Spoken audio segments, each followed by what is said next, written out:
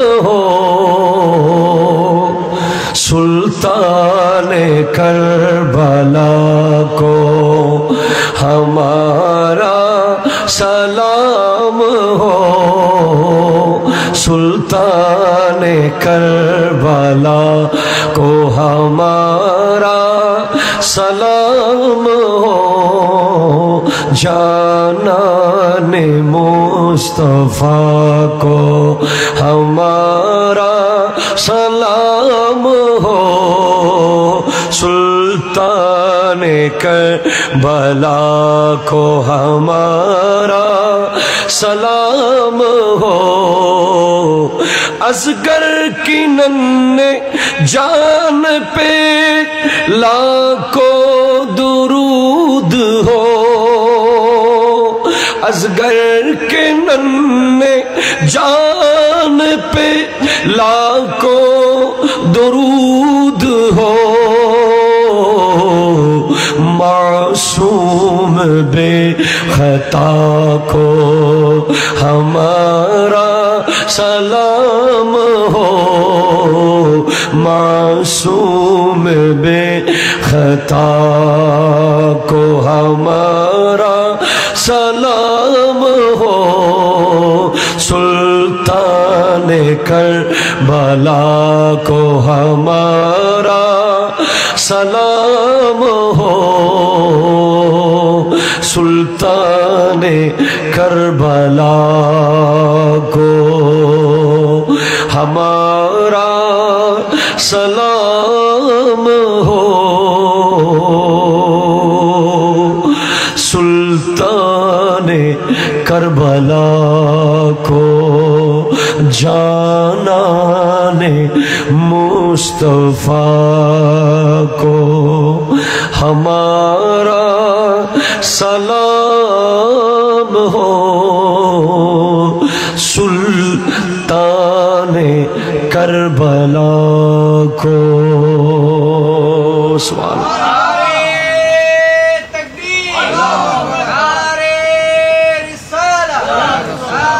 या रसूल अल्लाह या गौसुल आज़म दस्तगीर जिनाबा ঐতিহ্যবাহী খলিফার গুনা মুসলিম যুব সংঘ ও প্রবাসী বৃন্দের ব্যবস্থাপনায় পবিত্র আহলে বাইত রাসূল সাল্লাল্লাহু আলাইহি ওয়াসাল্লামের স্মরণে 12তম ঐতিহাসিক শাহাদাতে কারবালা মাহফিলের সম্মানিত সভাপতি জনাব আলহাজ মোহাম্মদ মুনির আহমদ বিশিষ্ট সমাজসেবক আওয়াজ দিয়ে বলেন মারহাবা লাউডার একটু বাড়াও লো বাড়াও আজকের উদ্বোধক মোহাম্মদ লোকমান প্রবাসী আওয়াজ দিয়ে বলেন মারহাবা আজকের সম্মানিত প্রধান বক্তা ঐতিহ্যবাহী জাহানপুর সামাদপুর শাহী জামে মসজিদ জাঙ্গালপাড়া আতুরার ডিপু পাসলাইশ চট্টগ্রামের সুযোগ্য খতিব আজিজিয়া আহমদিয়া সুন্নিয়া মাদ্রাসা হাটাজারি চট্টগ্রামের সুযোগ্য পরিচালক আলহাজ মৌলানা মোহাম্মদ ওমর ফারুক নঈমি সাহেব কিবলা মুদ্দা জিল্লুহুল আলী আওয়াজ দিয়ে বলেন মারহাবা সাথে সাথে উপস্থিত আছেন আলহাজ হযরত মৌলানা মোহাম্মদ আবু বকর আল কাদরি সাহেব কিবলা মৌলানা সিকান্দর হুসেন আল কাদরি সাহেব কিবলা হাফিজ মৌলানা আবুল কাসিম সাহেব সহ এক ঝাঁক উলামায়ে কেরাম তরুণ যুবক ভাইয়েরা পর্দার আড়ালের মুস্তুরাত খাওয়াতিন মা ও বোনেরা বিশেষ করে আমার সফর সঙ্গী জামিয়া আহমদিয়া সুন্নিয়া কামিল মাদ্রাসার অনার্স বিভাগের ছাত্র জনাবে মৌলানা মুজাহিদুল ইসলাম জিদা মজদুহু এবং নোমানিয়া মাদ্রাসার ছাত্র হাফিজ ইরফানুল হক সাহেব জনাব ইমনিয়াজ কাদরি এবং ফাহিম কাদরি সহ এক ঝাঁক তরুণ যুবকরা, আসসালামু আলাইকুম রাহমাতুল্লাহি ওয়া বারাকাতুহু। কৃতজ্ঞতা প্রকাশ করছি মিডিয়ার দায়িত্বে আমাদের সুন্নিয়তের প্রাণ, সকলের হৃদয়ের মণিকুটায় যে ছোট্ট শিশুটি আজ বড় হয়ে গেছে আদরের সোহাগে, আমাদের দীপ্তি টিভির মুস্তফা। অসংখ্য অগণিত পরিশ্রম এই জায়গায় আসতে। আমি গাড়িতে করে এসে বুঝতে পেরেছি যারা বাইকে এসেছে, পায়ে হেঁটে এসেছে। জায়গাটা যদিও আমাদের রাউজানের ভেতরে, বৃষ্টির কারণে এই রাস্তা দিয়ে ভিজে ভিজে যে যুবকরা এসেছেন সবাইকে আবারও মোবারকবাদ। আল্লাহ আপনাদের আগমন কবুল করুক, আমিন। আমাকে একটি বিষয় দেয়া হয়েছে মাহফিল কমিটির পক্ষ থেকে। ইমাম হুসাইন রাদিয়াল্লাহু তাআলা আনহুর শাহাদাতের পর ইয়াজিদের পরিণতি, সেখান থেকে আমাদের শিক্ষা এবং ইমাম জৈনুল আবেদিন রাদিয়াল্লাহু তাআলা আনহুর ইসলাম প্রচার। চিৎকার দিয়ে বলেন মারহাবা। দেখুন, এই দুটা বিষয়ের পরেও এলাকার পক্ষ থেকে আমাকে স্পেশালি অনুরোধ করা হয়েছে আমি যেন নামাজ নিয়ে কথা বলি।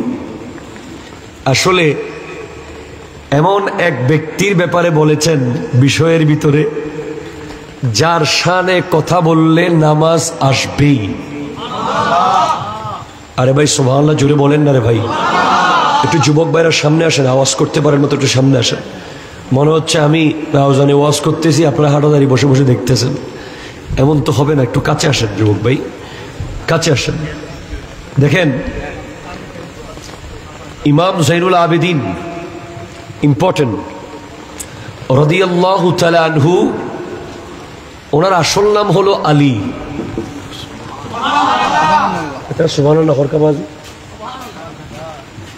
জোরে আরো জজবা দিয়ে বলেন সুবহানাল্লাহ। আজকে রাত্রে 1000 বার সুবহানাল্লাহ বললে আপনাদের অসুবিধা হবে? কালকে কি আমি আপনাদেরকে বলতে বলবো? আজকে সুযোগ পেয়েছেন, বলে নেন। যেমনি করে পারি আজকে বলাই ফেলি। আল্লাহ কবুল করুক, আমিন। ইমাম জৈনুল আবেদিন রাদিয়াল্লাহু তাআলা আনহুর শানে কথা বলার সেই যোগ্যতা, সেই আলম আমার নাই। এরপরেও আমার প্রাণপ্রিয় মুর্শিদ করিম আওলাদ রসুল আল্লামা সৈয়দ মোহাম্মদ তাহের শাহ সাহেব কেবলা মুদ্দাজিল্লুহুল আলী, যিনি ইমাম জৈনুল আবেদিনের নসল হয়ে এসেছেন, আল্লাহ ওনার দোয়ায় আমাকে কালিমাতুল হক, সত্য কথা শুদ্ধভাবে বলার তৌফিক দান করুন। ইমাম জৈনুল আবেদিন রাদিয়াল্লাহু তাআলার আসল নাম হলো আলী আওসাত। একটু জোরে বলেন না সুবহানাল্লাহ। আলী আওসাত। হযরত ইমাম হুসাইন রাদিয়াল্লাহু তাআলার 3 সন্তান, 3 জনের নাম রেখেছেন উনি আলী। কারবালার মাঠে 2 জন শহীদ হয়েছেন। আলী আকবর শহীদ হয়েছেন, আলী আসগর শহীদ হয়েছেন। 3 আলীর মধ্যে সবচেয়ে বড় জন শহীদ হয়েছেন এবং সবচেয়ে ছোট জন শহীদ হয়েছেন। মাসকানের জন হলেন ইমাম জৈনুল আবেদিন রাদিয়াল্লাহু তাআলা। ওনার আসল নাম হলো আলী আওসাত, আলী আকবর, আলী আওসাত, আলী আসগর। তাহলে আসল নাম কি? আলী আওসাত। সবাই বলেন আসল নাম কি? এগুলো আপনারা, এগুলো জ্ঞানের অংশ। এসব জ্ঞান মাথায় থাকলে গুনাহ ঝরে ঝরে পড়ে যাবে। যিকরুল আম্বিয়া মিনাল ইবাদা ওয়া যিকরুস সালিহিনা কাফারা। নবীদের আলোচনা করা, নামাজ যেমন ইবাদত, নবীদের আলোচনা করা সেরকম ইবাদত। আর ওলিদের আলোচনা করা, সাহাবা থেকে শুরু করে এই পর্যন্ত ওনাদের মকাম হলো ওলি। তাহলে ওলিদের আলোচনা করা হলো গুনার কাফারা। আপনি হয়তো একজন ড্রাইভার হিসেবে গাড়ির ভিতরে গ্লাস বন্ধ করে এসি ছেড়ে ঘুমাতে পারেন। আপনি একজন সাউন্ড অপারেটর হিসেবে সাউন্ডটা চালাই দিয়ে কোনো জায়গায় গিয়ে মোবাইলে আড্ডা দিতে পারেন। আপনি একজন ভিডিও ম্যান হিসেবে ভিডিওটা অন করে দিয়ে চাইলে ছাদ দোকানে গিয়ে বসে থাকতে পারেন। কিন্তু আপনারা যারা মাহফিলের বিভিন্ন গুরুত্বপূর্ণ ব্যক্তিদের সাথে সম্পৃক্ততা রাখেন, আপনাদেরকে মনে রাখতে হবে ওয়াজিক্রুস সালিহিনা কাফারা, ওলিদের আলোচনা হলো গুনার কাফারা।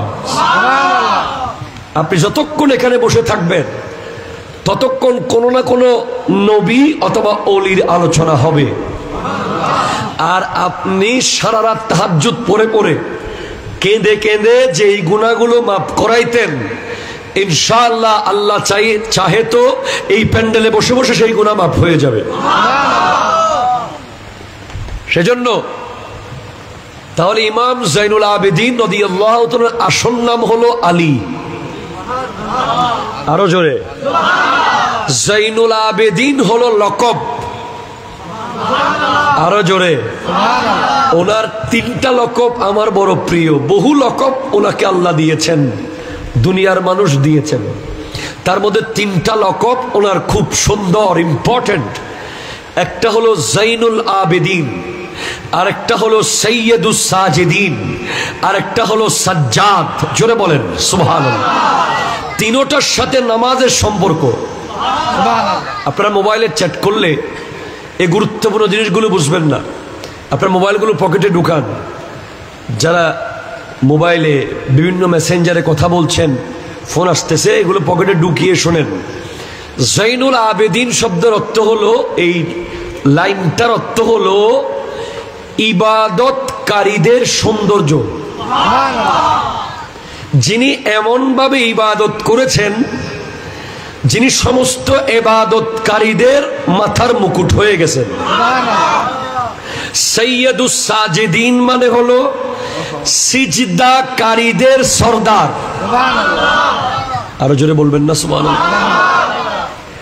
এরপরে সাজ্জাদ, এটাও ওনার লকব।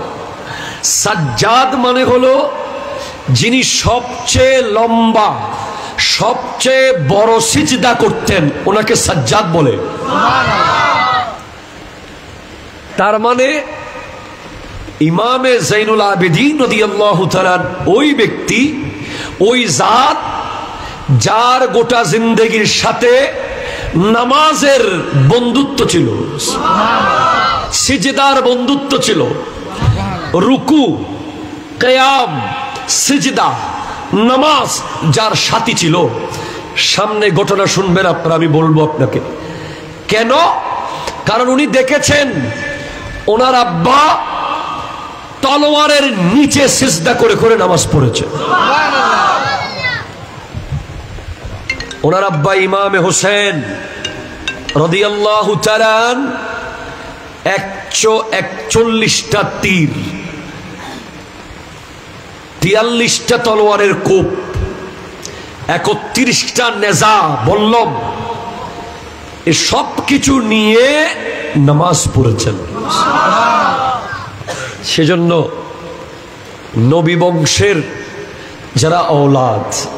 যারা ঔলাদ রসুল নবীর, ওনাদের জিন্দেগির প্রথম এইম হলো আল্লাহর বান্দাদেরকে আল্লাহ দেখানো, আল্লাহর বান্দাদেরকে দুনিয়ার নেয়ামত, বাদশাহী, দৌলত এগুলো দেখানো ওনাদের মূল উদ্দেশ্য নয়। ওনাদের মূল উদ্দেশ্য হলো আল্লাহ দেখানো, মানে সিজদায় নিয়ে যাওয়া, নামাজ শিখিয়ে দেওয়া। আসেন, ইয়াজিদ, বর্তমানে বাংলাদেশে ইয়াজিদ প্রেমিক বেড়ে গেছে। কথা বলতেছেন না আপনারা? ইয়াজিদ প্রেমিক বেড়ে গেছে। রিসেন্টলি একটা দল ইয়াজিদের পক্ষে লিখিত স্টেটমেন্ট দিয়েছে যে ইয়াজিদের ব্যাপারে চুপ থাকতে হবে। অথচ আমি তাদেরকে বলবো, আপনি তারিখ আল কামিল পড়েন, আপনি আল বিদায়া ওয়ান নিহায়া পড়েন, আপনি হযরতে আব্দুল্লাহ ইবনে জুবায়ের রাদিয়াল্লাহু তাআলা আনহুর কথাগুলো পড়েন, আপনি হযরতে আব্দুল্লাহ ইবনে গাসিলে মালাইকা হযরতে খানজালা রাদিয়াল্লাহু তাআলা আনহুর সন্তান আব্দুল্লাহর কথা শুনেন। সুবহানাল্লাহ, একটু জোরে বলেন না সুবহানাল্লাহ। ওনারা কি বলে গেছেন? ইয়াজিদ এক ব্যক্তিকে 1,00,000 দিরহাম দিয়েছিল যেন তার মাতলামির ব্যাপারে মানুষকে উনি যেন না বলে। ধরেন আপনি কেমন, আপনার চরিত্র কি, এটা 4 ক্যাটাগরির মানুষ কনফার্ম জানবে। এক হলো আপনার বাবা মা, ঠিক কিনা বলেন না? আপনি মানুষটা দুনিয়ার সামনে যেমন, বাস্তবে তেমন কিনা এটা জানবে কিছু লোক আছে। তাদের মধ্যে 1 নম্বর হলো বাবা মা, ঠিক কিনা কথা বলেন তো? বাবা মা জানবে আপনি কেমন। 2, আপনি কেমন এটা জানবে আপনার বন্ধু বান্ধব, যাদের সাথে সারাক্ষণ আপনি চলেন, উঠেন, বসেন, খান। 3 নম্বরে অবশ্যই জানবে আপনার বিবি, যদি আপনি বিবাহিত হয়ে থাকেন, আপনার আসল রূপ, বাস্তব চরিত্র জানবে বিবি। 4 নম্বরে অবশ্যই জানবে আপনার গাড়ির ড্রাইভার অথবা ঘরের কাজের লোক, ঠিক কিনা কথা জোরে বলেন? আপনি মানুষটা কি নামাজি, চরিত্রবান, আপনার মধ্যে কি কোনো শরীয়ত বিরোধী কাজ আছে, সব কিছু এই 4 ক্যাটাগরির লোক জানবে। ইয়াজিদের বাস্তব চরিত্র সম্পর্কে একজন জানতেন, যিনি ইয়াজিদের কাছাকাছি ছিলেন, জানতেন। ওনার নাম হলো হযরতে মুনজির ইবনে জাবির। আল্লাহু আকবার বলেন। এটা এসেছে ইবনে আসিরের লেখা তারিখ আল কামিল গ্রন্থের 3য় খণ্ডের 450 পৃষ্ঠার মধ্যে এসেছে। হযরতে মুনজির ইবনে জাবির থেকে বর্ণনা, উনি বলছেন, ইন্নাহু কাদ আজাজানি বিমিয়াতি আলফিন ওয়ালা ইয়ামনাউনি মা সানাআ বি। অর্থাৎ উনি বলতেছেন, ইয়াজিদ আমাকে 1,00,000 দিরহাম পুরস্কার দিয়েছে, আমি যেন তার ব্যাপারে কিছু না বলি। সে আমাকে 1,00,000 দিরহাম দিয়েছে, পুরস্কৃত করেছে, কিন্তু ওয়াল্লাহি ইন্নাহু লা ইয়াশরাবুল খামরা, আমি সে যে মাতাল ছিল, সে যে মদ পান করত, সে যে মদদি ছিল, 1,00,000 দিরহাম দিলেও আমি সেটা গোপন রাখবো না, আমি বলে দিলাম সে একজন মদদি। জোরে বলেন নাউজুবিল্লাহ। আল্লাহ আল্লাহ আল্লাহ। দেখেন, এই হাই হাই হাই, قد أجازني بمئة ألف ولا يمنعني ما صنع به أن أخبركم خبره। আমাকে এই টাকা তার খবর দেওয়া থেকে বিরত রাখবে না, আমি অবশ্যই বলে দেব সে মাতাল, সে মাতাল, সে মাতাল। ঠিক কিনা কথা বলেন? ইয়াজিদ কি? আপনারা সবাই বলেন ইয়াজিদ কি? আরো জোরে বলেন। মাতাল কাকে বলে? যে মদ পান করে তাকে কি বলা হয়? মাতাল। মদ পান করা কি জায়েজ? আরো জোরে বলেন জায়েজ। 1 ফোঁটা মদ যদি রক্তের ভিতরেও থেকে যায়, 40 দিন নামাজ কবুল হবে না। 1 ফোঁটা। ক্লিয়ার স্টেটমেন্ট দিয়ে যাচ্ছি। 1 বোতল না, কেউ 40 দিন আগে মদ পান করেছে, তার নসে নসে শিরার ভিতরে মদের 1টা ফোঁটা রয়ে গেছে, 40 দিন তার নামাজ কবুল হবে না। এরপরে 40 দিনের ভিতরে সে যদি আবার খায়, 120 দিন। এরপরে যদি আবার খায় 80 দিন। এরপরে যদি আবার খায় 120 দিন, তখন তাকে হত্যা করতে বলা হয়েছে। তার ভিতরে ঈমানও নাই, কিছু নাই। নবীজির হাদিস, মান জানা ওয়া শারিবাল খামরা নাযাল্লাহু ঈমানা, যে ব্যক্তি মদ পান করে এবং জেনা করে তার ভিতর থেকে ঈমানের জামা খুলে ফেলা হয়। যেভাবে মানুষ নিজের কাপড়, পাঞ্জাবি, কামিজ খুলে ফেলে মাথার উপর দিয়ে, মদ যারা পান করে, ব্যভিচার যারা করে, জেনা যারা করে, তাদের উপর থেকে সেইভাবে জামা খুলে ফেলা হয়। এবার আপনি বলেন, 24 ঘন্টা যে মদের মধ্যে পড়ে থাকতো, তাকে কি আপনি ইমানদার বলতে পারবেন? কথা বলেন, পারবেন? এজিদকে যদি আপনি ইমানদার বলেন, এজিদের ব্যাপারে যদি আপনি চুপ থাকেন, তাহলে আউযু বিল্লাহি মিনাশ শাইতানির রাজিম বলার দরকার নাই। আপনি আউযু বিল্লাহি মিনাশ বলে একটা অন্য কিছু বলে দিয়েন। শয়তানকে শয়তান বলে বলতে হবে, আমি বিতাড়িত শয়তান থেকে আল্লাহর কাছে পানা চাচ্ছি। সেভাবে শয়তানকে যেভাবে শয়তান বলে বলে তার থেকে পানা চাইতে হয়, এজিদকেও নাম ধরে ধরে বলতে হবে সে বাটপার। ঠিক কিনা কথা বলে? যে ব্যক্তি অন্যায়ের ব্যাপারে চুপ থাকে সেও শয়তান। কথা কোনো ঠিক কিনা বলেন না? যে ব্যক্তি অন্যায়ের ব্যাপারে চুপ থাকে সেও কি? শয়তান। আসেন এবার হযরতে আব্দুল্লাহ ইবনে জুবায়ের রাদিয়াল্লাহু তাআলা, লম্বা লম্বা আমার কাছে নোট করা সব। এই হাই হাই হাই, এই শয়তান নাখরাজ। হুজুর বলতেছেন, আল বিদায়া ওয়ান নিহায়া, 8ম খণ্ড, পৃষ্ঠা নম্বর 279।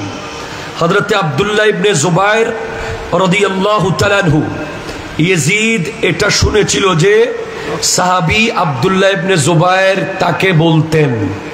ইয়াজিদ শুনেছে হযরত আব্দুল্লাহ ইবনে জুবায়ের বলতেন, ইয়াজিদ প্রতারক, ইয়াজিদ প্রতারক, ইয়াজিদ প্রতারক, ইয়াজিদ মাতাল, ইয়াজিদ মাতাল, ইয়াজিদ মাতাল, ইয়াজিদ সত্যপথ তরককারী, ইয়াজিদ সত্যপথ তরককারী।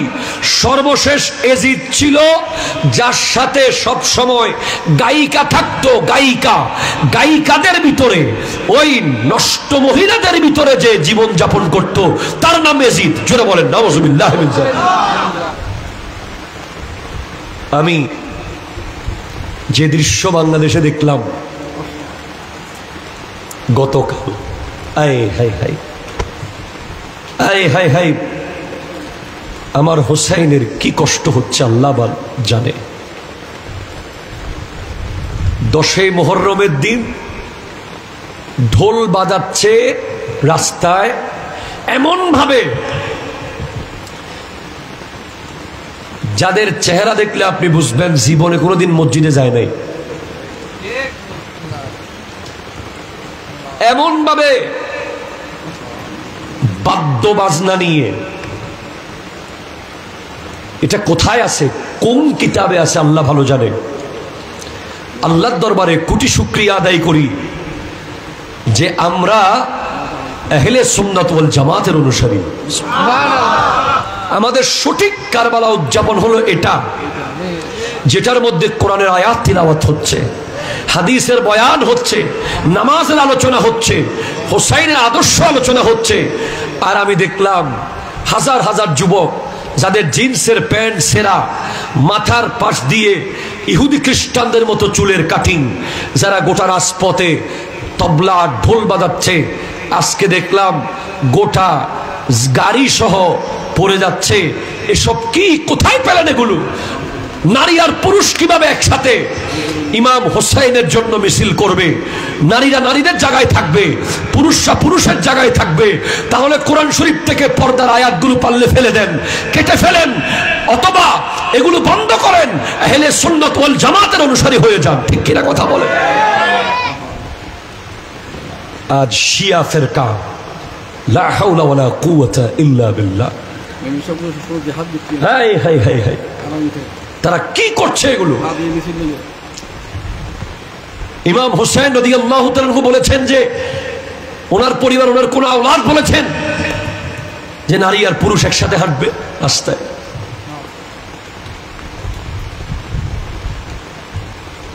আল্লাহ আমাদেরকে এগুলো থেকে হেফাজত করুক, আমিন বলেন। ইয়াজিদ তারিকুস সালাত, এরপরে হযরত আব্দুল্লাহ ইবনে গাসিলে মালায়েকা, হযরত আব্দুল্লাহ ইবনে খানজালা রাদিয়াল্লাহু তাআলা উনি বলছেন, ইয়াজিদ ওই ব্যক্তি যার কাছে মা আর সন্তানের বাস বিচার ছিল না, যে ভাই বোনে বিয়ের প্রচলন করে দিয়েছে। নাউজুবিল্লাহ, জোরে জোরে বলেন। যে নামাজ তরককারী, যে মাতাল, তো এই মাতালের হাতে কি হাত দেওয়া যাবে? এই মাতালকে কি মেনে নেওয়া যাবে? এই মাতালের রাজত্ব কি মেনে নেওয়া যাবে? যাবে না। আপনি আশ্চর্য হয়ে যাবেন। কোরআন বলছে, ইন্নাল্লাযীনা ইউযুনাল্লাহা ওয়া রাসূলা, যারা আল্লাহ এবং তার রাসূলকে কষ্ট দেয়, আজিয়াত দেয়, টর্চার করে। টর্চার, দেখেন আল্লাহকে টর্চার করা যাবে? যায়।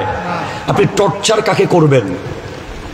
যার কলব দৃশ্যমান, যার ফিজিক্যাল স্ট্রাকচার দৃশ্যমান, আপনি তাকে ফিজিক্যাল টর্চার করতে পারবেন অথবা মেন্টাল টর্চার করতে পারবেন। আল্লাহ রাব্বুল আলামিন এগুলো সবগুলোর ঊর্ধ্বে, এগুলো থেকে পাক। গোটা পৃথিবীর কেউ আল্লাহকে এই ধরনের কিছু করতে পারবে? কথা বলে না, পারবে? কিন্তু আল্লাহ বলছেন, যারা আল্লাহ এবং রাসূলকে আযিয়ত দেয়, টর্চার করে, কষ্ট দেয়,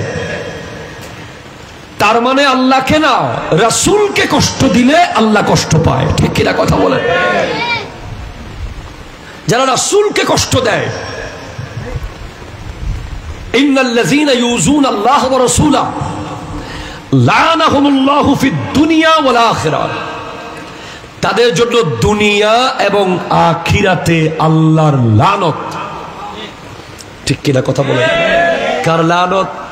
আল্লাহর লানত। ওয়া আ'আদ্দা লাহুম আযাবাম মুহিনা, তাদের জন্য যন্ত্রণাদায়ক শাস্তি আল্লাহ রেডি করে রেখেছেন জাহান্নামে। ইয়াজিদ দুনিয়াতে তার যেই পরিণতি হয়েছে, তার কি পরিণতি দুনিয়াতে হয়েছে, তার মৃত্যুর পরিণতি আমি পরে বলি।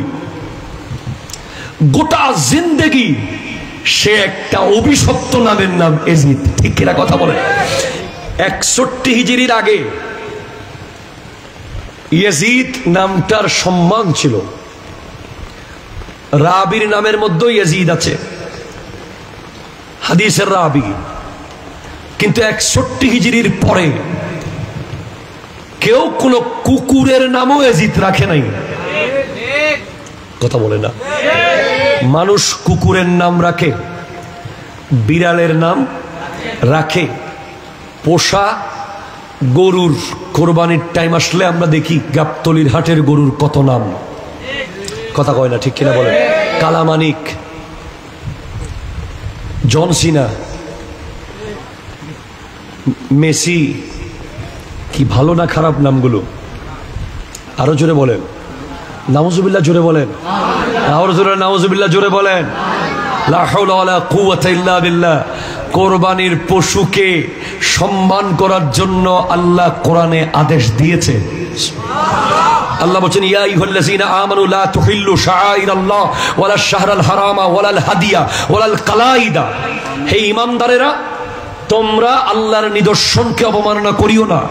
আল্লাহ তোমার নিদর্শন কি? আল্লাহর নিদর্শন হলো আশহুরুল হুরুম, 4টা হারাম মাস, জিলকদ, জিলহজ, মুহররম, রজব। আল্লাহর নিদর্শন হলো হাদি, কোরবানির পশু। আল্লাহর নিদর্শন হলো কোরবানির পশুর গলার রশি। ও ভাই সুবহানাল্লাহ, হন না বাজি? কোরবানির পশু যতক্ষণ হাটে ছিল, যতক্ষণ বিলে ছিল, বিলের পশু ছিল, খামারে ছিল, খামারের পশু ছিল, এক গ্রুতে ছিল, এক গ্রুর পশু ছিল। যখন সেটা কেউ কোরবানি করার জন্য কিনে নিয়েছে, তখন সেটা হয়ে গেছে হাদি। জোরে বলেন সুবহানাল্লাহ। সেটার সম্মান করতে হবে, সেটা দিয়ে কোনো চাষ করানো যাবে না, সেটার থেকে কোনো খিদমত নেওয়া যাবে না, সেটাকে কোনো ইহুদি খ্রিস্টানের নামে নাম দেওয়া যাবে না। যারা কোরবানির পশুর নাম মেসি রাখে, কোরবানির পশুর নাম যারা অমুক সমুক রাখে, তারা মূলত কোরবানিকে কোনো ইবাদত মনে করে না, ফ্যাশন মনে করে। ঠিক কিনা কথা বলে? এজিদ নামে কেউ গরুর নামও রাখে নাই, ঠিক কিনা? কেউ পশুর নামও রাখে নাই। কে মানা করলো? কোন হাদিসে মানা করছে এজিদ নাম রাখতে? কোন মুফতি মানা করেছে? কোন মুহাদ্দিস মানা করেছে? কোন মুজাদ্দিদ মানা করেছে? কেউ মানা করে নাই। অটোমেটিক আসমানি ফয়সালা হয়ে গেছে। এজিদ শব্দ শুনলেই ঘৃণা আসে। কথা জোরে বলেন না, ঠিক কিনা? জোরে বলেন না। মীর জাফর, খলিফে গুনার ভিতরে মীর জাফর নামে কেউ আছে?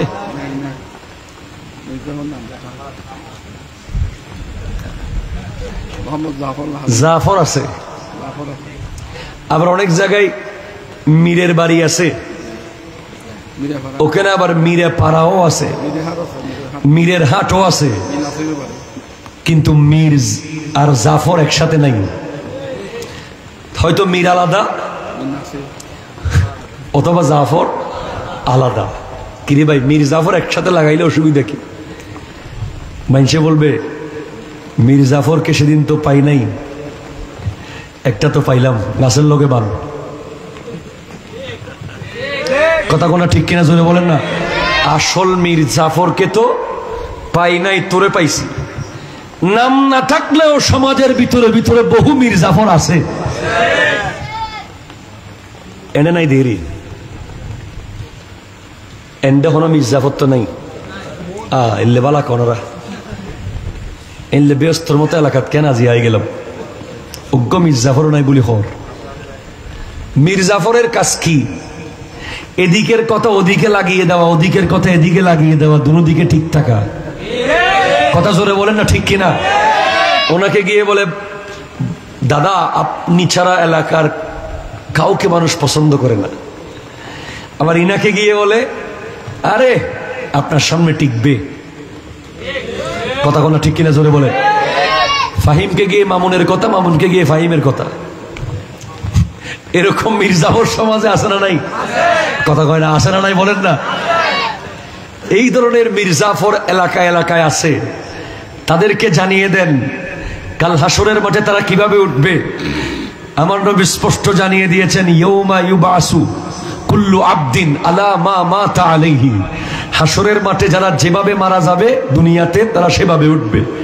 তো যারা সুগুলখোর, যারা বেঈমান, যারা মুনাফিক, যারা ঘরের ইঁদুর বেড়া কাটে, ঠিক কিনা বলেন না? যারা বন্ধু সেজে ছুরি মারে, কথা কোন ঠিক কিনা? বন্ধু সেজে ছুরি মারে, ওরা কাল হাসরের মাঠে উঠবে। বডি থাকবে মানুষের মতো, মাথা থাকবে শূকরের মতো। নাউজুবিল্লাহ, জোরে জোরে বলেন। সেজন্য খবরদার, মীর জাফর নাম না থাকলেও মীর জাফরের বহু উত্তরসূরি সমাজের রন্ধে রন্ধে ছিড়িয়ে ছিটিয়ে আছে। আল্লাহ তাদেরকে হেদায়েত দান করুক, আমিন। জোরে বলেন দরুদ শরীফ। আল্লাহুম্মা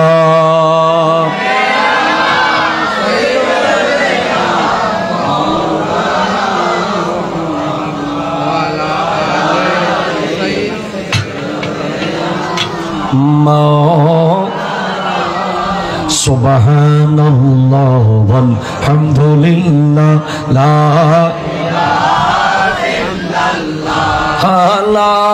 ইলাহা ইল্লাল্লাহ। জোরে সুবহানাল্লাহ ওয়ালহামদুলিল্লাহ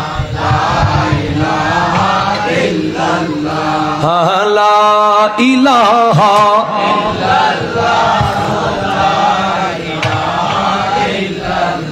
চিৎকার দিয়ে বলেন সুবহানাল্লাহ। তাহলে মীর জাফর নাম রাখতে কি কোনো হাদিসে মানা করা হয়েছে? কোন হুজুরে মানা করছে? কোন মুফতি মানা করছে? কোন মুহাদ্দিস মানা করছে? কিন্তু মানুষ রাখে নাই, কারণ নামটা অভিশপ্ত হয়ে গেছে ব্যক্তির আচরণের কারণে। নামটা অভিশপ্ত হয়ে গেছে ব্যক্তির আচরণের কারণে। কেউ কোটি টাকা দিলেও ফেরাউন নাম রাখবে না, 1000 কোটি টাকা দিলেও নমরুদ নাম রাখবে না, কোটি টাকা দিলেও কেউ ইয়াজিদ নাম রাখবে না, কোটি টাকা দিলেও মীর জাফর নাম রাখবে রাখবে না, কোটি টাকা দিলেও নেতানিয়াহু নাম রাখবে না। ঠিক কিনা কথা বলেন? হাত তুলে বলেন ঠিক কিনা বলেন। আরো অনেক নাম সামনে আসতেছে যেগুলো আস্তে আস্তে পৃথিবী থেকে মুছে যাবে। ঠিক কিনা জোরে বলেন?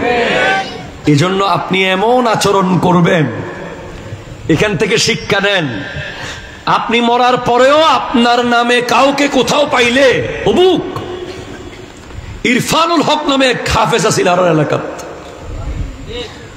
অবুক এক ওয়াফাদার ফুয়া আছিল ইরফানুল হক।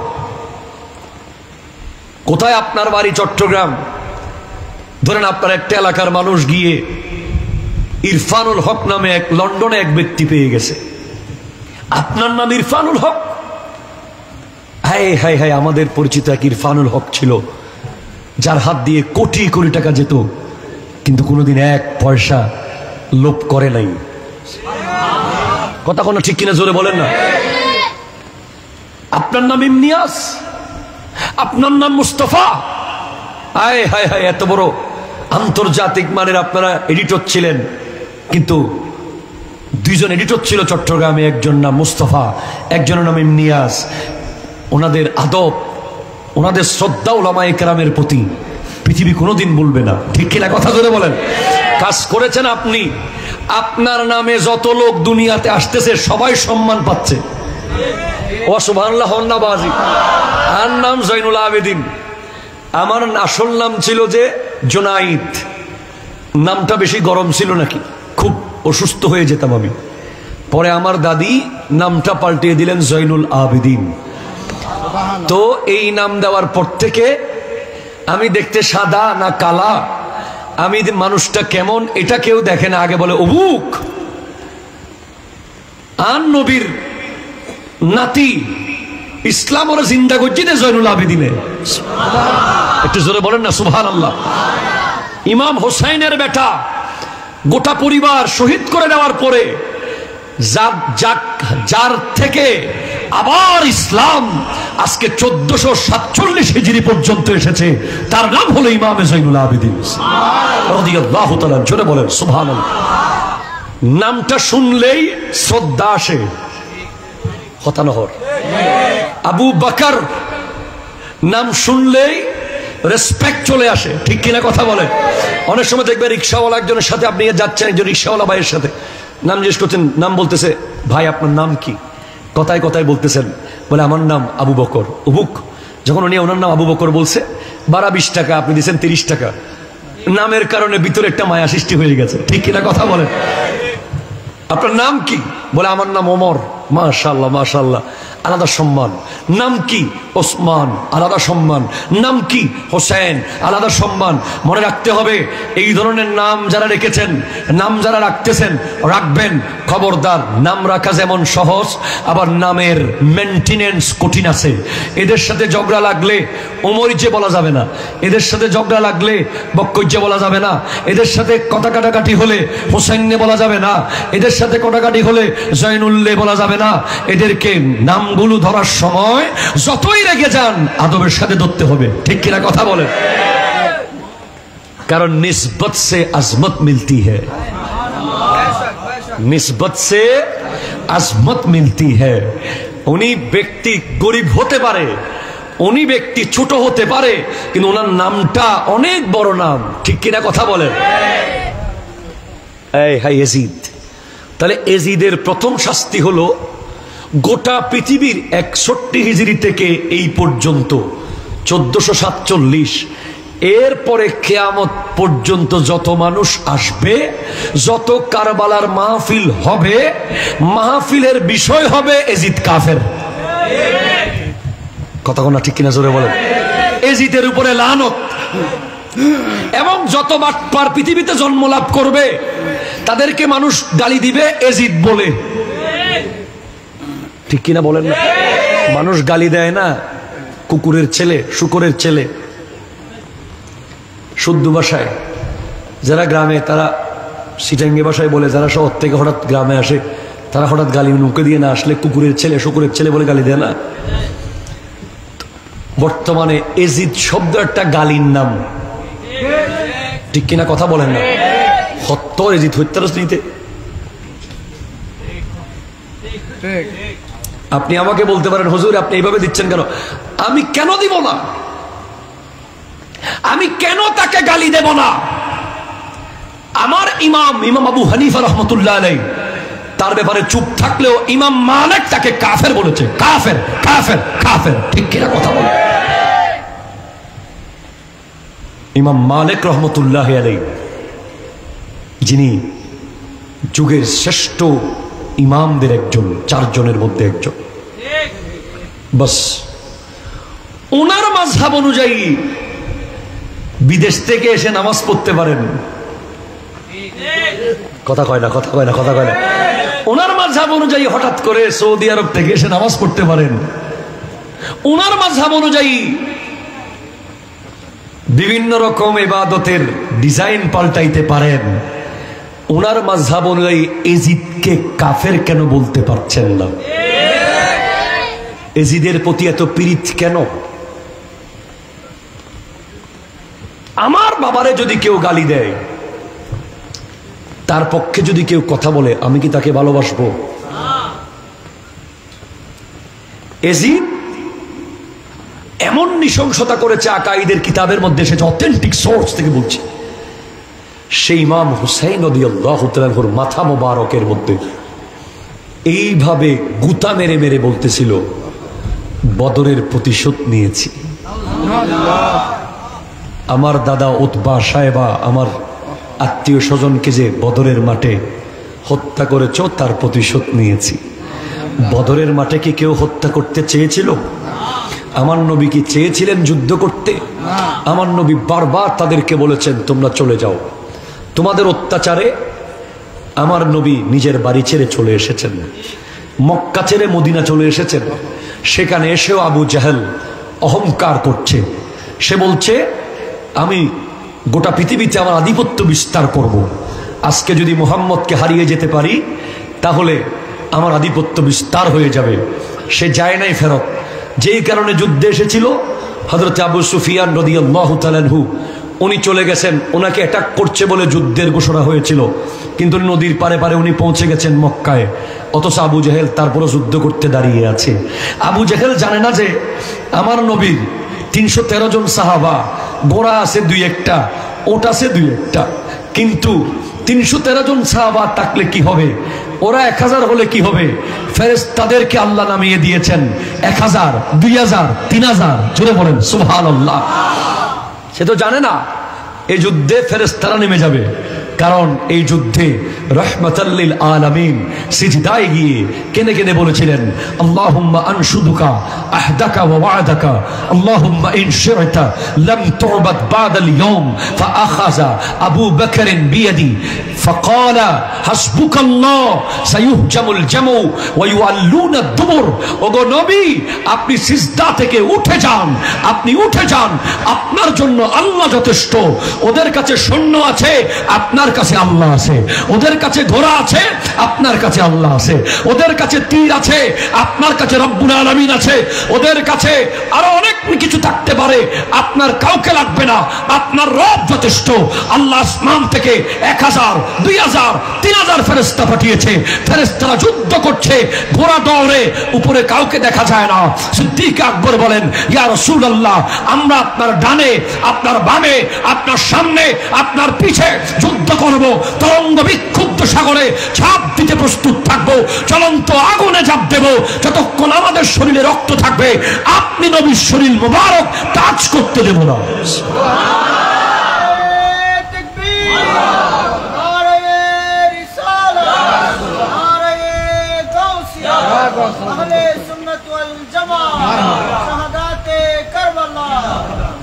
ওরা বলেছে বদরের মাঠে এরা অহংকার করে যুদ্ধ করতে এসেছে, কোনো কারণ ছিল না। শেষ পর্যন্ত আল্লাহর পক্ষ থেকে ফয়সালা হয়ে গেছে। আমার নবী কি কাউকে মারতে গিয়েছেন? কোন যুদ্ধে আমার নবী আগে থেকে আক্রমণ করেন নাই, নবীর সাহাবাদেরকে আক্রমণ করতে দেন নাই। আবার যুদ্ধে যাওয়ার সময় বলেছেন, খবরদার, শিশু, নারী, বৃদ্ধ কারো গায়ে আঘাত করা যাবে না। এবং নিজের থেকে আগে অ্যাটাক করা যাবে না, ওরা মারলে তারপর ডিফেন্সিভ ওয়েতে ইমামে হুসেন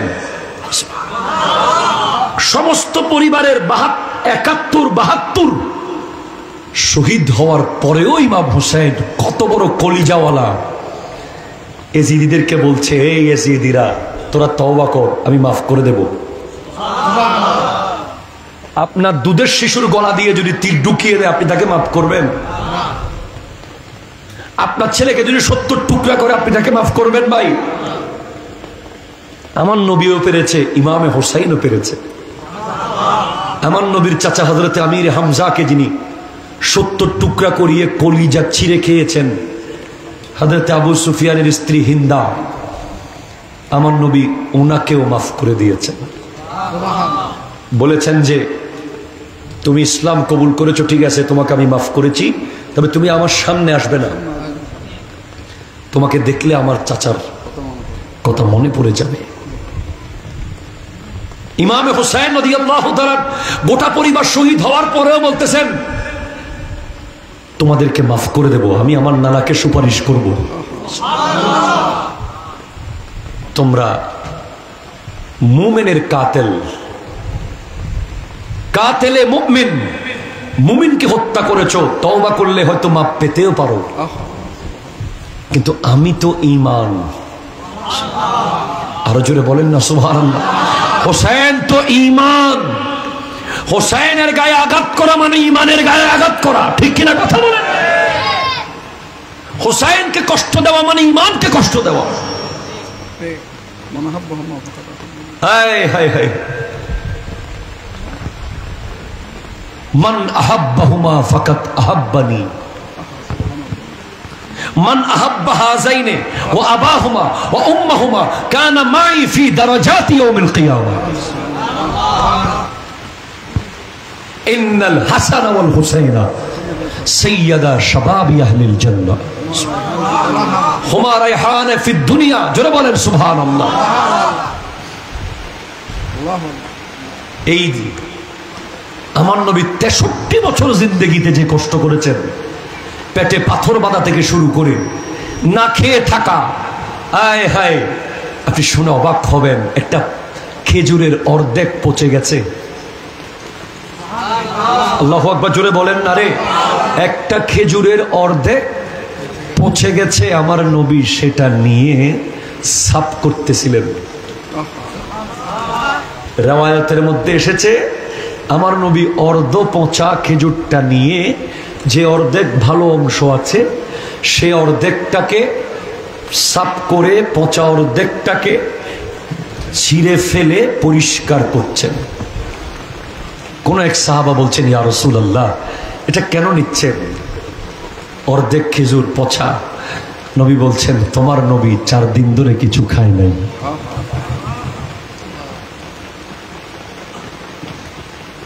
উপোস থেকে, পেটে পাথর বেঁধে, পাহাড়ে বন্দি থেকে গোটা জিন্দেগি উম্মতি উম্মতি করে 21 দিন দাঁড় করিয়ে রেখেছে তায়েফের মানুষ আমার নবীকে গেইটে।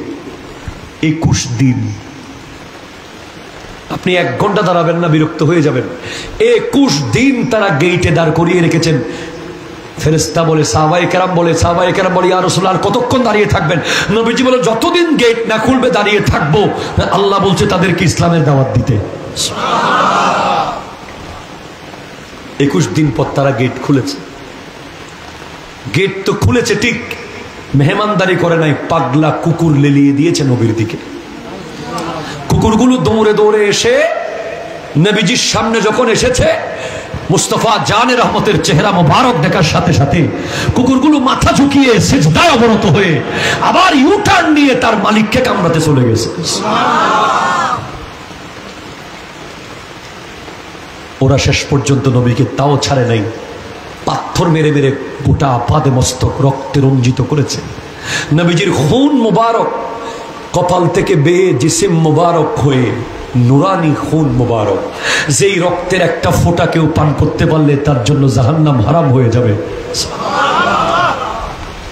সেই খুন মুবারক নুরানি জুতা মোবারকের তলায় গিয়ে এমনভাবে লেগে গিয়েছিল, ইতিহাস তারিখ বলছে নবীজি যখন নালায়েন শরীফ জুতা মোবারক খুলেছেন, পায়ের তলার চামড়া মোবারক উঠে গিয়েছিল। এরপরেও ফেরেশতা যখন এসে বলে, আপনি বলেন পাহাড় উল্টাই দিচ্ছি, আপনি বলেন পানি দিয়ে ধসিয়ে দিচ্ছি, আপনি বলেন আগুন দিয়ে জ্বালিয়ে দিচ্ছি, নবী বলেন না না না না না না, আল্লাহুম্মা ইহদি কওমি ফাইন্নাহুম লা ইয়ালামুন, আল্লাহ আমার কওমকে তুমি হেদায়েত করো, তারা বুঝতেছে না, তারা বুঝতেছে না, তারা বুঝতেছে না। সেই নবী 63 বছরের কষ্টের বিনিময়ে কিছুই চাচ্ছেন না। আল্লাহ বলছেন আপনি চাইতে হবে, আমি আল্লাহ অর্ডার দিচ্ছি, আপনি চান। আল্লাহ বলছেন কুল, হাবিব আপনি বলুন, লা আসআলুকুম, আমি কোনো কিছুই চাই না, আজরান বিনিময়, ইল্লাল মাওয়াদ্দাতা ফিল কুরবা, একমাত্র একটা জিনিস চাই, আমার পরিবারের ভালোবাসা। তো পরিবারের ভালোবাসা, মুহাব্বত তো ভালোবাসা, মাওয়াদ্দাত তো ভালোবাসা। তো মুহাব্বত আর মাওয়াদ্দাত দুই শব্দের পার্থক্য কি? বলে মুহাব্বত হলো যেটা আমেরিকা থেকে বাংলাদেশে করা যায়, মুহাব্বত হলো যেটা দুবাই থেকে বাংলাদেশে করা যায় মোবাইলে, এই ভালোবাসার নাম মুহাব্বত। আর মাওয়াদ্দাত হলো মাছ এবং পানির ভালোবাসা, যেই ভালোবাসার মধ্যে আশেক আর মাশুক এক মিনিটের জন্য আলাদা থাকতে পারে না। নবী চেয়েছেন যে আহলে বাইতকে আমরা কিভাবে ভালোবাসবো, মাছ এবং পানির মতো। মাছ থেকে পানিকে আলাদা করলে, পানি থেকে মাছকে আলাদা করলে মাছ যেমন মরে যাবে, ইমানদারের থেকে মাওলা আলীকে আলাদা করলে, ফাতেমাতুজ জাহরাকে আলাদা করলে, হাসান ও হুসাইনকে আলাদা করলে, ইমাম জাইনুল আবিদিনকে আলাদা করলে, ইমাম বাকেরকে আলাদা করলে, ইমাম রেজাকে আলাদা করলে, ইমাম গৌসুল আজম আব্দুল কাদের জিলানীকে আলাদা করলে, গরিব নওয়াজকে আলাদা করলে, শাইখ সিরিকুটকে আলাদা করলে, তৈয়ব শাহকে আলাদা করলে, তাহের শাহকে আলাদা করলে, গৌসুল আজম মসবন্ডারিকে আলাদা করলে, নবীর আহলে বাইতকে ইমানদার থেকে আলাদা করলে ইমান মরে যাবে। ঠিক কিনা কথা বলেন?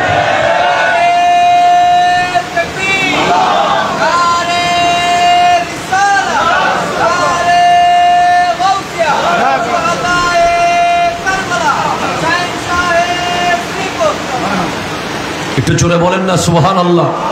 জোরে শরীফ আল্লাহুম্মা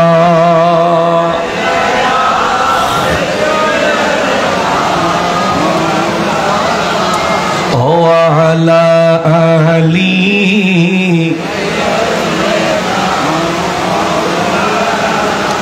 সুবহানাল্লাহ ওয়ালহামদুলিল্লাহ লা ইলাহা ইল্লাল্লাহ লা ইলাহা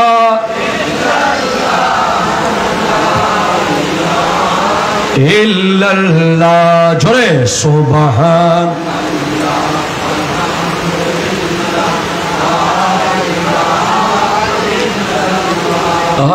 লা ইলাহা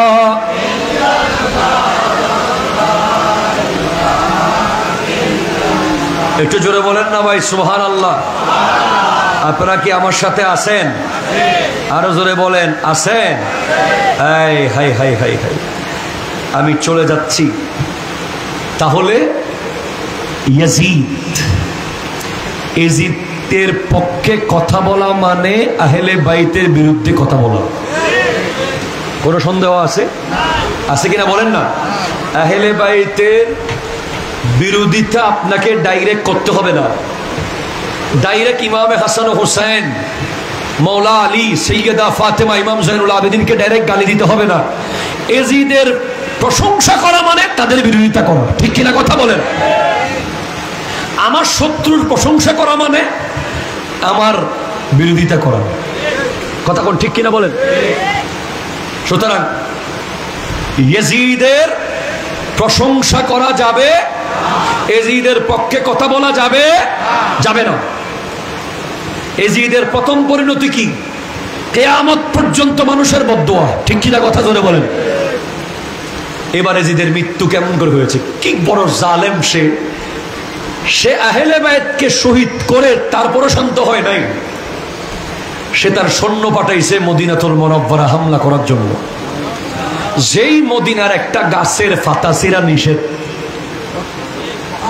একটু জোরে বলেন না সুবহানাল্লাহ সুবহানাল্লাহ। নবীজি ইরশাদ করতে লাগলেন, ইন্না ইব্রাহিমা হাররামা মক্কা ওয়া ইন্নী হাররামতুল মদিনা মা বাইনা লাবাতাইহা লা তুকতা ইজাহুহা ওয়া লা ইউসাদু সাইদুহা। আল্লাহু আকবার, জোরে বলেন না। নিশ্চয়ই ইব্রাহিম আলাইহিস সালাম মক্কার মধ্যবর্তী স্থানকে হেরম সম্মানিত জায়গা হিসেবে নির্ধারণ করেছে। আমার নবী মদিনার মধ্যবর্তী স্থানকে হেরম সম্মানিত জায়গা হিসেবে নির্ধারণ করেছেন। ওখানে শিকার করা যাবে না, গাছের পাতা ছিঁড়া যাবে না। মশা যদি আপনাকে কামড়ায়, মশা কামড়াতে কামড়াতে নিজে নিজে পড়ে যাবে, যে মশা আপনি মারতে পারবেন না। আল্লাহু আকবার, জোরে বলেন। সেখানে এজিদ মানুষ মেরেছে, হাজার হাজার সাহাবীকে শহীদ করেছে এজিদের সৈন্যরা, হাজার হাজার মুসলমান নারীকে উপর জুলুম করেছে, বেবিচার করেছে। এই হযরত সাঈদ ইবনুল মুসাইয়্যিব রাদিয়াল্লাহু তাআলা খায়রুত তাবিঈন, আর জোরে বলেন না সুবহানাল্লাহ। হযরত সাঈদ ইবনুল মুসাইয়্যিব মদিনার মধ্যে পাগলের বেশে ওই মদিনার রওজার পাশে বসে আছেন। এজিদ যখন একে একে সব মানুষ মেরে ফেলতেছে এজিদের সৈন্যরা, হযরত সাঈদ পাগল সেজে বসে আছেন। তিনি দেখতে চান আমার নবীর মদিনার অবস্থা কি হয়। এজিদ মলউন মরদুদ জালেম কনবখ্ত মদিনার মসজিদ নববী, যেই মসজিদে নববীর যদি ময়লা সাফ করার জন্য আমাকে বলা হয়, জৈনুল আবেদিন তোমার জিহ্বা দিয়ে মসজিদ নববীর ময়লা সাফ করে দাও, খোদার কসম জিহ্বা দিয়ে মসজিদ নববীর ময়লা সাফ করে দেব। এটা কোন মসজিদ? যেই মসজিদে আমার নবীর কদম মোবারক লেগেছে, যেই মসজিদে আমার নবী প্রতিদিন পায়ে হেঁটে হেঁটে 5 ওয়াক্ত 5 বার যেদিক দিয়ে আসতেন আর যাইতেন, ওই জায়গাকে আল্লাহ দুনিয়ার জায়গা রাখেন নাই, জান্নাতের টুকরা বানিয়ে দিয়েছেন। নবীজি বলেছেন, আনাবি হুরায়রা রাদিয়াল্লাহু তাআলা قال قال رسول الله صلى الله عليه وسلم ما بين بيتي ومنبري روضة من رياض الجنة ومنبري على حوضي, আমার ঘর আর আমার মিম্বরের মাঝখানের জায়গা হলো জান্নাতের একটা বাগান। এজিদ সেখানে ঘোড়া বেঁধেছে, 3 দিন আজান দিতে দেয় নাই মসজিদে নববীতে, 3 দিন নামাজ পড়তে দেয় নাই। হযরত সাঈদ ইবনুল মুসাইয়্যিব জানে রওজার ভিতরে যেই নবী শুয়ে আছেন উনি মরা নবী নন, উনি জিন্দা নবী, ঠিক কিনা কথা? তিনি পাগল বেশে শুয়ে শুয়ে গোপনে পিলারের কোনায় বসে বসে কাণ্ড কারখানা কি হয় দেখতেছেন। 3 দিন পরে তিনি বলতেছেন, আল্লাহ, আল্লাহর কসম করে বলছি, 3 দিন ইয়াজিদ এই মসজিদে নামাজ হতে দেয় নাই, আজান হতে দেয় নাই ইয়াজিদের সৈন্যরা, কিন্তু আমি নিজের কানে শুনেছি 5 ওয়াক্ত 5 বার আমার নবীর রওজার ভিতর থেকে আজানের আওয়াজ এসেছে, ইকামতের আওয়াজ এসেছে। নামাজ পড়ার জন্য ইমাম আর মুক্তাদি দুজন হলে যথেষ্ট। দিল বলছে, মন বলছে। হয়তো এমন দৃশ্য হয়েছে, নবীজি ইমামতি করছেন, পিছনে সিদ্দিক আকবর ফারুক আজম নামাজ পড়ছেন, দুজন তো আছেই ভিতরে। আরো জোরে বলেন না সুবহানাল্লাহ। নবীজি রওজার মধ্যে জিন্দা না মরা? আরো জোরে শক্ত করে বলেন, জিন্দা না মুর্দা? জিন্দা। কার কার আকীদা হাত তুলে বলেন জিন্দা। নারায়ে তাকবীর, নারায়ে রিসালাত, নারায়ে গাউসিয়া, শাহিনশাহে মদিনা। শুধু নবী জিন্দা না, নবীর আওলাদ ইমাম হোসেন পাকের মস্তক মোবারক যখন কেটে তীরের উপরে তোলা হলো, সেখান থেকে আওয়াজ আসতেছে, দেখ এজিদিরা, তোরা নিচে, আমি হোসেনের মাথা এখনো উপরে। কি বলবেন? বলে 3 দিন পর্যন্ত রওজার ভিতর থেকে আজান আওয়াজ এসেছে, একামতের আওয়াজ এসেছে। এই মলউন মদিনায় তছনছ করে দিয়েছে। তখন সে কাফের হয়ে গেছে, আরো আগে কাফের হয়ে গেছে। প্রথমে সে কাফের ছিল, সে বাটপার, ঠিক কিনা কথা চলে বলে। যেই মদিনার রোজায় ঢোকার সময় আমাদের দিল তরতর করে কাঁপে। হায় হায়, ইমাম মালিক রাহমাতুল্লাহ আলাইহি যেই মদিনা শরীফের বাসিন্দা ছিলেন, কোনদিন জুতা পরে মদিনায় হাঁটেন নাই। প্রস্রাব পায়খানার হাজত হলে ঘোড়া নিয়ে মদিনাতুল মুনাওয়ারার বাউন্ডারির বাইরে গিয়ে প্রস্রাব করে আসতেন। আপনি অবাক হবেন না, এটা বিষয়টা আপনি অবাক হবেন না। কত বড় আশিকে রাসূল হলে মদিনাতুল মুনাওয়ারা থেকে ঘোড়া নিয়ে মদিনার হেরমের এরিয়ার বাইরে গিয়ে প্রতিদিন হাজত ছেড়ে আসতেন। প্রতিদিন যখনই হাজত লাগতো ঘোড়া নিয়ে হাজত ছেড়ে আসতেন। মদিনাতুল মুনাওয়ারায় কোনোদিন হাজত সারেন নাই। বলে কেন? বলে কোন মাটিতে আমি হাজত সারবো যেই মাটি নবীকে দেখেছে। কোন গাছের গোড়ায় আমি হাজত সারবো যেই গাছ আমার নবীকে চুমু দিয়েছে দেখে দেখে। কোন দেয়ালের পাশে আমি হাজত সারবো যেই দেয়াল নবীজির দিদার করেছে। ইমাম মালিক যখন হাঁটতেন মদিনার দেয়াল দেখলে চুমু দিতেন, মদিনার গাছ দেখলে চুমু দিতেন, মদিনার মাটি দেখলে চুমু দিতেন। প্রশ্ন করা হতো, আপনি এত বড় একজন ইমাম, এত বড় আলেম, এত বড় মুহাদ্দিস, এত বড় মুফতি, আপনি গাছকে চুমু দেন কেন? আপনি পাগলের মতো দেয়ালকে চুমু দেন কেন? বলে আমি গাছকে চুমু দেই না, দেয়ালকে চুমু দেই না, আমি ওই গাছকে চুমু দেই কারণ ওই গাছ আমার নবীকে দেখেছে। বাংলাদেশ থেকে আমরা কতবার হজ করি পয়সাওয়ালা হইলে, আর ইমাম মালিকের বাড়ি ছিল মদিনায়, হজ করেছেন শুধু একবার। কেন? বলে হজ একবারই ফরজ, একবার করছি, আর যাবেন না। বলে যাব না কেন? যদি আমার মত মক্কায় হয়ে যায়। আমি চাই যে আমার মত আমার নবীর রওজার পাশে হবে। এই ভয়ে উনি আর কোনোদিন হজে যান নাই। একবার গেছিলেন, দৌড়াতে দৌড়াতে চলে এসেছেন ঘোড়া নিয়ে তাড়াতাড়ি। সেই মদিনা শরীফের মধ্যে যে ঘোড়া বেঁধে প্রস্রাব পায়খানা করিয়েছে, তাকে কি আপনি ভালো বলতে পারেন? তারপর ব্যাপারে চুপ থাকতে পারেন? এরপরে এবার মক্কায় সৈন্যরা গেছে মিনজিনিক নিয়ে। এজিদের সৈন্যরা মিনজিনিক মেরেছে। মিনজিনিক হচ্ছে এক ধরনের প্রাচীন অস্ত্র, যেটা বর্তমান নতুন প্রজন্ম তেমন চিনবে না। একটা বিশাল লম্বা গাছের একটা, ওই আমাদের গ্রামে যে দোলাইল মারে না, দোলাইল কি বলে এটাকে? হ্যাঁ, দুইটা গাছের মাথায় একটা রবার বেঁধে পাত্তর যে মারে, তখনও বড় ধরনের এই ধরনের অস্ত্র ছিল মিনজিনিক, যেগুলো এত বড় বড় পাথর মারা হতো এগুলো থেকে টান দিয়ে, বড় বড় দেয়াল ভেঙে যেত। বিশেষ করে মোহাম্মদ বিন কাসেম, মীর কাসেম যখন 712 খ্রিস্টাব্দে ভারত আক্রমণ করেছে, প্রথম মুসলমান হিসেবে ভারতে প্রবেশ করছে, তখন হাজ্জাজ বিন ইউসুফের পক্ষ থেকে মিনজিনিক পাঠিয়েছিল। দেবল বন্দর আক্রমণ করেছিলেন, মিনজিনিক মেরে মেরে দেওয়াল ভেঙে ফেলেছিলেন। এজিদের সৈন্যরাও এবার গেছে মক্কা তছনছ করতে, মদিনা সব শেষ করেছে। সেখানে মিনজিনিক দিয়ে কাবা ঘরের আঙিনায় মারতেছে পাথর।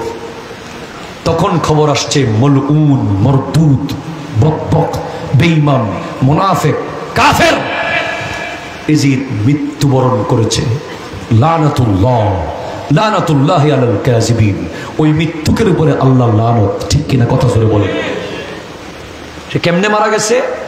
3 ধরনের রিওয়ায়াত এসেছে। তার একটা রোগ হয়েছিল, যেই রোগটা কেমন? পানির তৃষ্ণা লাগে কিন্তু পানি দিলে খেতে পারে না।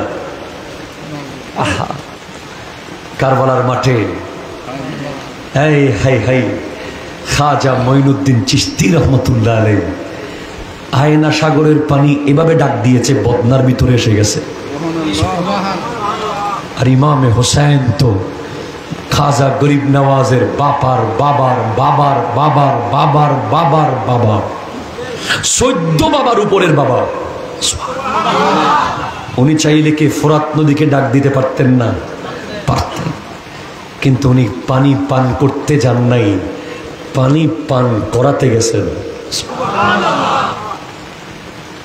কারবালায় পানি দেয় নাই, পশু পাখি পানি খাচ্ছে, ওট পানি খায়, ঘোড়া পানি খায়, নবীর কলিজার টুকরা আলী আসগর পানি খেতে পারে না। এজিদের এমন রোগ হয়েছিল, তৃষ্ণায় পাগল হয়ে যায়, পানি সামনে দিলে আর খেতে পারে না। এইভাবে সে মারা গেছে। এক রেওয়ায়ত। দুই রেওয়ায়ত, আর এক রেওয়ায়ত এসেছে এজিদ শিকার করতে গিয়েছিল ঘোড়াতে চড়ে, হঠাৎ ঘোড়া তাকে গায়ের উপর থেকে ফেলে দিয়েছে। ফেলে দেওয়ার পরে সে ঘোড়ার রশির সাথে পেঁচিয়ে গেছে। পেঁচিয়ে যাওয়ার পর ঘোড়া আরো জোরে দৌড়ানো শুরু করছে। এজিদের শরীর পাথরের সাথে ধাক্কা খেতে খেতে, বাড়ি খেতে খেতে ছিন্ন ভিন্ন হয়ে গেছে। নাউজুবিল্লাহ। এটা একভাবে এসেছে। আরেকভাবে এসেছে যে এজিদের একটা ভয়ঙ্কর রোগ হয়েছিল, যেই রোগে তার গোটা শরীর কালা কুচকুচে হয়ে গিয়েছিল। এইভাবে সে জাহান্নামে গিয়েছে। নাউজুবিল্লাহ মিন যালিক। এবার ইমাম যাইনুল আবেদিন রাদিয়াল্লাহু তাআলা জোরে বলেন সুবহানাল্লাহ। আপনাদের কষ্ট হয়েছে বড় হচ্ছে, আমি কি শেষ করে দেব? বাবা, আমাদের ওমর ফারুক নাইমি সাহেব কি এসেছেন? আল্লাহ কবুল করুন। দুরূদ শরীফ। আল্লাহুম্মা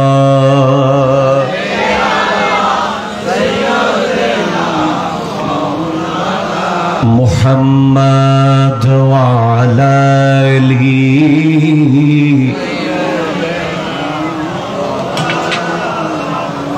সুবহানাল্লাহ আলহামদুলিল্লাহ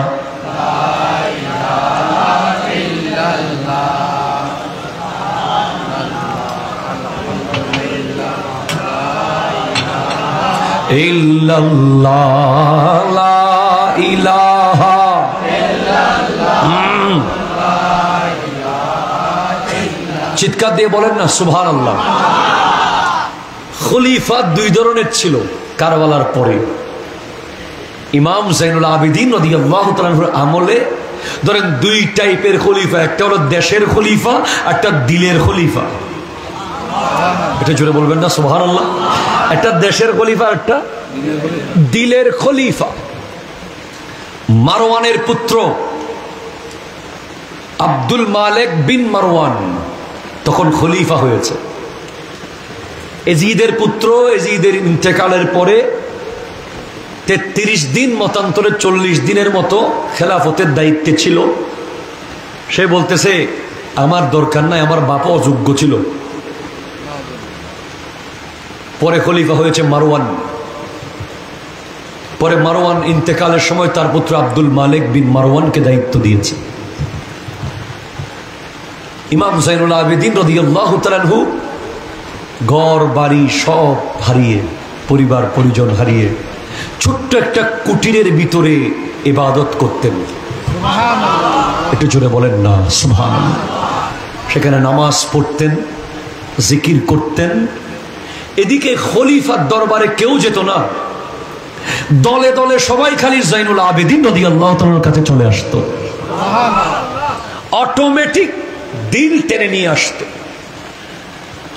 ওনার মায়া, ওনার মোহাব্বত, ওনার প্রেম আহলে বাইতের শেষ নিশানে, সর্বশেষ নিশানি ছিল।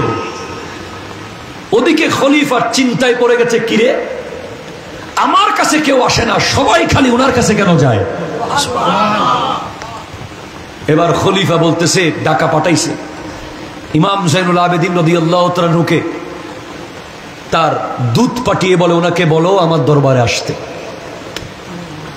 ইমাম যাইনুল আবেদিন রাদিয়াল্লাহু তাআলা বলেন আমি তার কাছে যাব না, প্রয়োজন হলে সে আমার কাছে আসবে।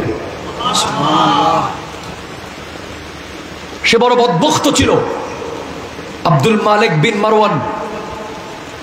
সে পরে হাত পায়ে শিকল বেঁধে,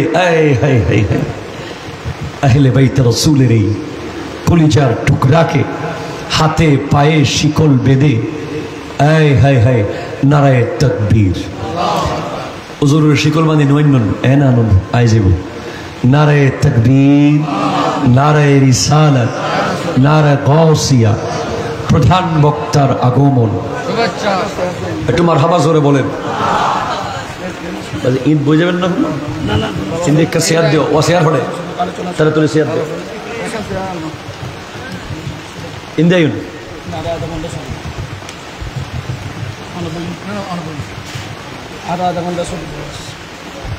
तेरा होता है समय रोज फोन होते এলাকা যাবে না মারহাবা বলেন না। সুন্দর করে আমি বলতে পারতেছি না, তাহিরি ভাই হলে বলতে পারতো। দরুদ শরীফ পড়েন। আল্লাহুম্মা সাল্লি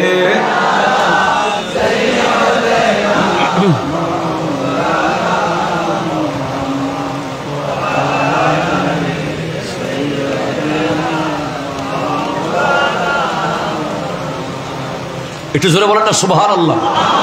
কষ্ট হচ্ছে কোনো আপনাদের? আমি ইমাম যায়নুল আবেদিন রাদিয়াল্লাহু তাআলার সময় দুই চারটা কথা বলে শেষ। জঞ্জির পরিয়ে নিয়ে গেছে হাতে পায়ে, তো সে তো জানে না এই যায়নুল আবেদিনের পাওয়ার কত। জোরে বলেন সুবহানাল্লাহ। তখন আব্দুল মালিক বিন মারওয়ানকে গিয়ে বলছে, তুমি কাজটা ভালো করো নাই, আমি আমার মতো ইবাদত করতেছি, আল্লাহ জিকির করতেছি, মানুষকে দ্বীনের দাওয়াত দিচ্ছি, তুমি তোমার মতো মসনদ দিয়ে থাকো। তোমার মসনদ হলো বাদশার মসনদ, আর আমার মসনদ হলো দিলের মসনদ। তুমি দুনিয়াবি বাদশা চেয়ারে বসেছ, আর আমি মানুষের কলবে অন্তরের হৃদয়ের মসনদে বসে আছি। বলে আপনার ক্ষমতা কতটুকু দেখান দেখি। তখন ইমাম যায়নুল আবেদিন রাদিয়াল্লাহু তাআলা তিনবার বলেছেন আল্লাহু আকবার, আল্লাহু আকবার, আল্লাহু আকবার। তিনবারে হাত পা থেকে সমস্ত জঞ্জির ছিঁড়ে ছিঁড়ে ছপ ছপ করে জমিনে পড়ে গেছে।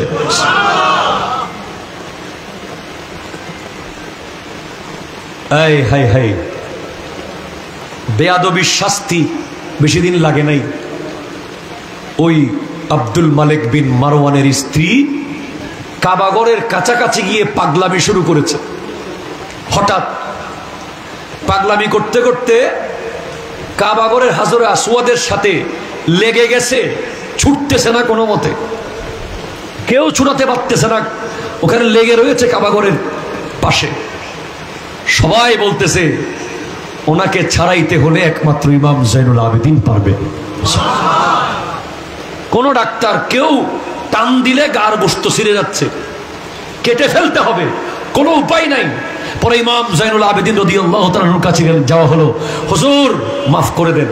খাজা গরিব নওয়াজ রাদিয়াল্লাহু তাআলাকে যখন ওনার ওই খাদেম খোদামাদেরকে পিতৃরাজের সৈন্যরা বসতে দিচ্ছে না, বলে এখানে বসতে পারবে না। কেন?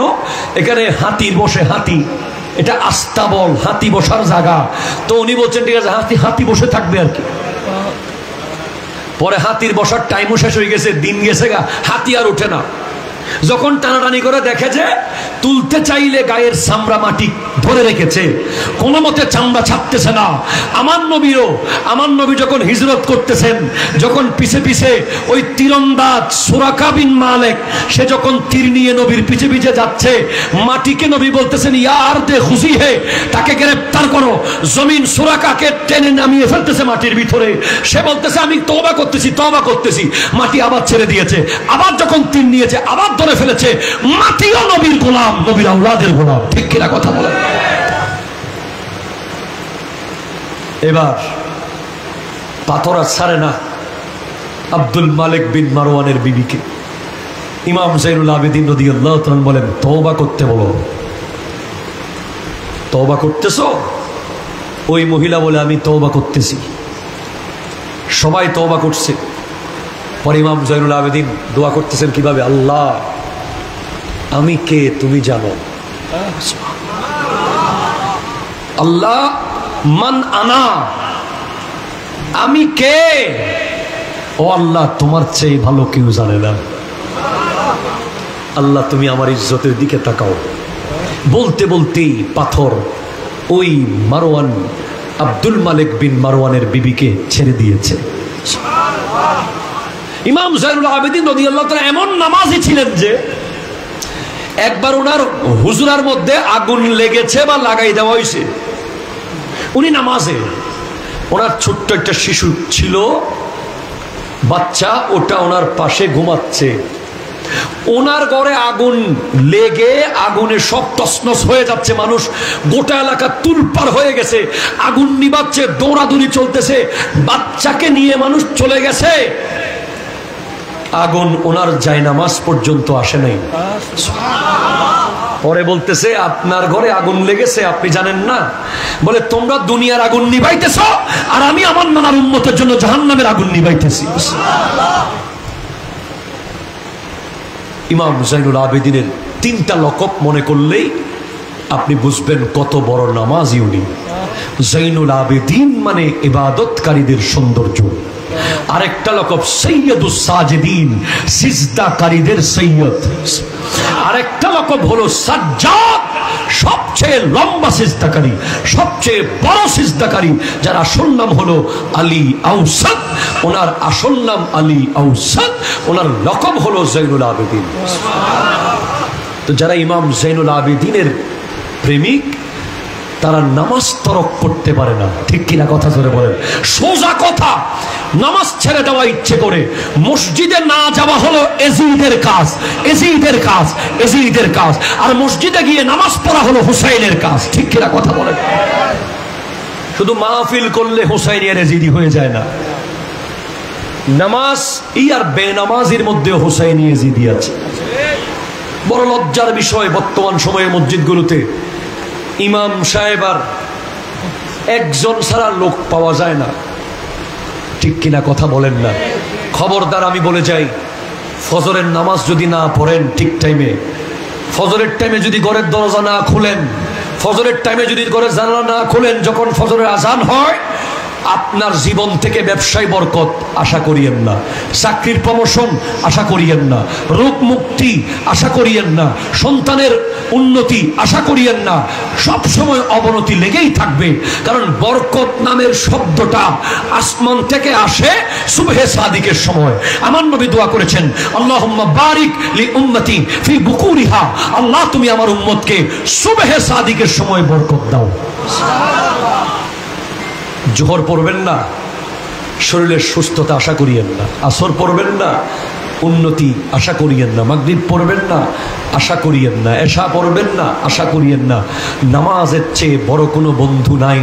ইমাম হোসাইন চাইলে 5 মিনিট পরে নামাজ পড়তে পারতেন, কিন্তু না, উনি অন দ্য স্পট আজান দেওয়ার সাথে সাথে যেই তলোয়ার আলী আসগরের লাশ স্টপ করতে পারে নাই, যেই তলোয়ার আলী আকবরের শাহাদত বন্ধ করতে পারে নাই, যেই তলোয়ার গড়ের এতগুলো পরিবারের নারীদের মায়া যেই তলোয়ারকে থামাতে পারে নাই, সেই হোসাইনের তলোয়ার থেমে গিয়েছে মসজিদের আজান হওয়ার সাথে সাথে।